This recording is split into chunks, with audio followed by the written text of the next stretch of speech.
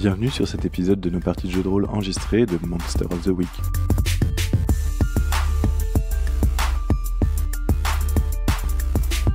Vous êtes sur la saison 1 qui s'intitule Le projet Daisy.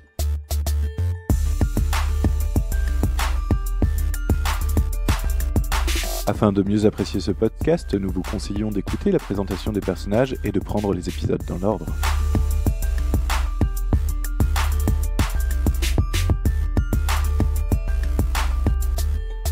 Dans cet épisode, Eru incarne le docteur Mercury, un divin.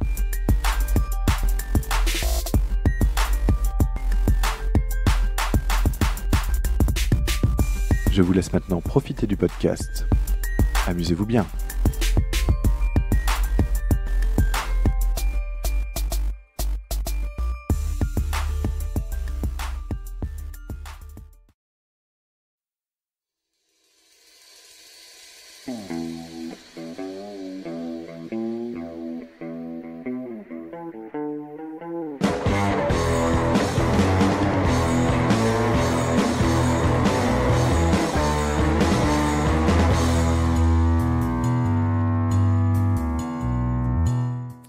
Ok, donc je t'en prie, vas-y. Fais-moi un petit jet d'agir sous la pression. À moins que tu décides d'essayer, peut-être en tordant ton pouvoir d'Eldange, d'essayer de te téléporter au plus près de ce lieu. Je peux essayer ça. Je ne savais pas qu'on pouvait le faire. Techniquement, tu peux te téléporter sur un lieu que tu as déjà vu ou une personne que tu connais. Non, pas que j'ai déjà vu. Où j'ai déjà été. Ah, où tu as déjà été. Le vélo n'est peut-être pas exactement sur le chemin où je suis, mais finalement, il est à 100 mètres de moi. Quel est le rayon, quoi? C'est quand même un endroit que j'ai vu, ouais. Moi, je te proposerais peut-être de faire un petit jet d'agir sous la pression pour voir si tu peux utiliser ton pouvoir, pour utiliser ton pouvoir dans cette condition-là. Ok, 9, c'est donc une réussite. Donc effectivement, tu te mets à courir et tout d'un coup tu essayes de voir si tu peux ne pas accélérer un petit peu en utilisant tes capacités intrinsèques et tu te transformes en brume, clairement, pouf, pendant un moment et tu te retrouves effectivement à côté du vélo. Par contre, le shérif et son adjoint sont un peu étonnés, si ce n'est plus, de ce qui vient de se passer, puisque tu as subitement disparu d'à côté d'eux pour te retrouver 150 mètres plus loin. Ouais, c'est possible. Mais ils ont vu de la brume, c'est juste qu'ils ont... Je leur explique, je leur justifierai ça d'une façon. De plus, là tu es à côté de la personne à vélo, mais tu ne l'as pas arrêté. Que fais-tu, du coup ? Qu'est-ce que je fais ? Eh bien, je saisis une petite branche qui se situe juste à côté de moi et je l'enfourne dans les rayons de la roue du vélo. D'accord. Donc effectivement, la personne sur le vélo tombe mais se relève aussitôt, pas blessé pour un sou, etc. Tu as la surprise de découvrir une forme féminine en fait, en Treddy, Rangers, qui te regarde bizarrement. Que fais-tu ? Par rapport à ce que j'ai vu de la personne qui était entoilée dans les cocons, est-ce qu'elle ressemble un petit peu ? Non, pas vraiment, non. Elles ont pas grand-chose en commun. Ok. Bah du coup je lui fais allons bon, pourquoi vous enfuir alors que j'étais en présence des forces de l'ordre, vous n'avez rien à craindre. Ça ressemble un peu à manipuler quelqu'un, ça. Complètement. Je t'en prie, lance-moi donc tes 2d6 plus charme. Je suis pas très bon du tout dans ce genre de choses. Effectivement. Ce qui se passe en fait, c'est assez simple. Alors que tu disais mais allons bon, venez avec nous, ne vous enfuyez pas. La personne semble lever plus ou moins les mains à hauteur d'épaule et s'avancer doucement vers toi en disant oui, il y a pas de souci. Tout d'un coup, tu vois une espèce de boîtier en fait qui sort de sa main et tu te prends un coup de taser, clairement. D'accord. Qui te stun un petit peu. Enfin, qui te stun plutôt pas mal. Ce qui lui permet en fait de reprendre son vélo et de se rebarrer en fait, coupant à travers la forêt directement. Là. Ok. J'imagine que le shérif et son adjoint arrivent à nous rejoindre. On était pas beaucoup plus loin. Vite. Tout à fait.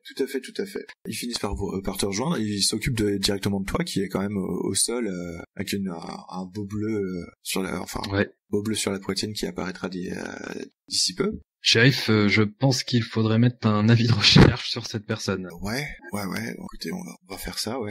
Ils sont tous aussi accueillants, les gens, par chez vous ? On n'a pas trop l'habitude des étrangers non plus. Mais Vous la connaissiez, celle-là ? Vous avez peut-être eu le temps de la voir quand elle s'est retournée vers moi avant de me tirer dessus. Non, je la connais pas du tout, ça me dit rien du tout. Toujours est-il que Elle n'a pas l'air d'être pour rien dans cette histoire. Ah bon? Qu'est-ce qui vous fait dire ça?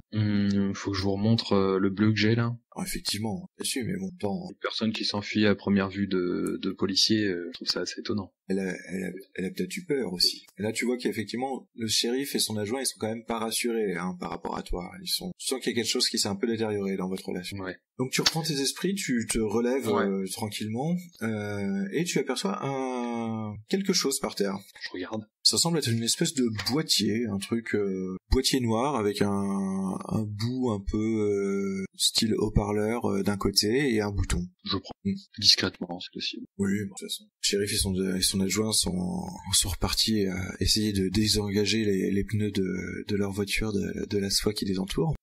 Que fais-tu? Je vais aller leur filer un coup de main. On va retourner jusqu'au cocon ensemble. D'accord, ok. Pour essayer de le détacher. J'espère qu'en autopsiant le corps, en fait, je pourrai trouver de quelle créature il s'agit exactement. Est-ce que c'était juste pour bouffer qu'elle a pris le corps? Est-ce que c'est pour se reproduire? Est-ce que c'est ce genre de choses? Bien. Du coup, le shérif, son adjoint et toi descendez le corps et le trimballez ensuite dans le 4x4 du shérif jusqu'à l'espèce de morgue où tu vas pouvoir officier. Donc, je suppose que tu t'y mets, à moins que tu aies quelque chose d'autre que tu souhaites faire. Ouais, juste revenir sur un point.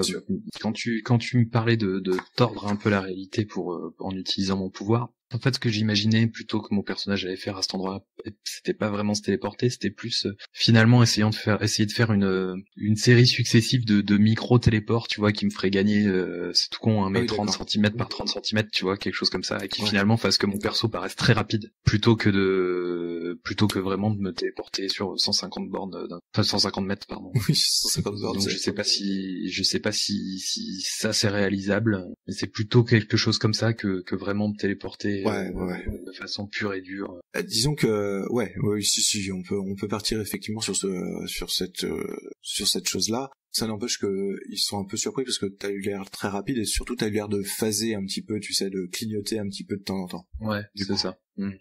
Ok, mais il y a pas de souci, on part là-dessus. Très bien. Du coup, pardon, tu me disais, on est donc je suis arrivé sur le site où il y a le cocon, c'est ça? En fait, je pensais même que vous aviez descendu le cocon et que vous étiez en route, vous aviez déposé le cocon et toi à la morgue afin que tu puisses justement faire ce que tu as promis au shérif, c'est-à-dire l'autopsie. Ok. Très bien. Donc le cocon avec la créature dedans, écoute, je vais prendre mon plus beau scalpel et puis je vais commencer à ouvrir le cocon pour essayer de voir ce qu'il en est. Et donc tu cherches à en apprendre encore plus sur ce mystère, c'est bien ça? Exactement. Eh bien je t'en prie, fais-moi ton jet d'enquêter sur un mystère en lançant 2d6 plus futé. Ballot. C'est un 5. C'est un échec. Tu te lances du coup dans l'autopsie de la personne, tu aperçois ce que tu avais déjà supposé, ce que tu avais déjà vu, c'est-à-dire que le corps à l'intérieur est bien celui d'une femme qui est habillée en joggeuse, dont les fluides semblent avoir été aspirés. Tu as une marque au niveau du cou qui semble être l'endroit où les fluides ont été aspirés, l'odeur âcre qui te fait sans doute penser à du venin ou ce genre de choses. Mais tu n'en apprends pas vraiment plus à l'heure actuelle sur la créature. Disons que tu restes une petite heure et demie dans la morgue sans en apprendre beaucoup plus. Ok, on va le faire vraiment en termes de série télé. Donc, alors que tu es en train de bosser sur le truc, on voit que tu es en train de découper le cocon, de sortir les trucs, d'essayer de trouver les organes à peser, de dire que c'est quand même horrible, d'essayer de tout noter, de prendre des notes sur le dictaphone, etc. En fait, la caméra s'éloigne un petit peu, sort du bureau du shérif, et là, tu t'aperçois que la caméra prend la route, en fait, un petit peu. Il y a une autre voiture, une troisième voiture, en fait, de police qui est sur le bord de la route, et tu vois un autre adjoint du shérif, lui a l'air grand, tout maigre, un peu benet, un peu gentillet, qui s'approche parce que tu remarques un VTT posé sur le bas-côté et une femme qui semble se tenir la cheville. Et au moment où le député va pour s'approcher, la tête de la femme se relève et tu remarques dans ses yeux une sorte de malice un peu maléfique et un sourire en coin, alors que au-dessus d'elle, dans les arbres, les feuillages s'agitent et que on a un plan sur le deputy qui est soulevé et juste les pieds qui continuent à tressauter.